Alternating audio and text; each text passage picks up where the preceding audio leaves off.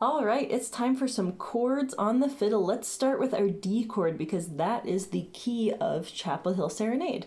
So we're going to try and get our first finger nice and tall on the G string to make sure you're not touching D. To make sure you can still ring the doorbell while you've got your first finger down on the G string. So when you play open D and first finger on the G string at the same time, that's going to be your D chord. Yeah, and it's okay to tune it up, figure out where it goes. The tapes on this demo fiddle that I'm using are not quite in the right place, but tune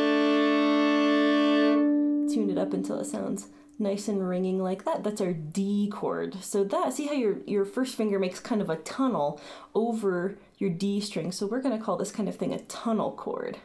So you can imagine a little train driving right through the track, the D string track under your finger. So that's our tunnel chord. Then we've got our bar chords, which G major is just open string. So it's kind of hard to see why we call that a barred chord. But here's your G major chord. Very easy, open G and D.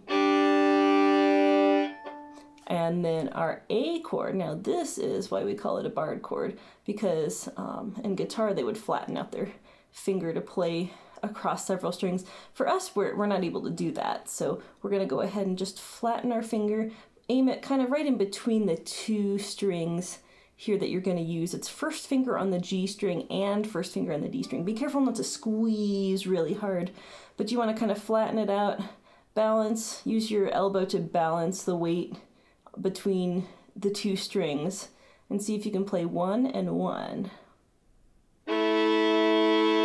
And that is our A chord.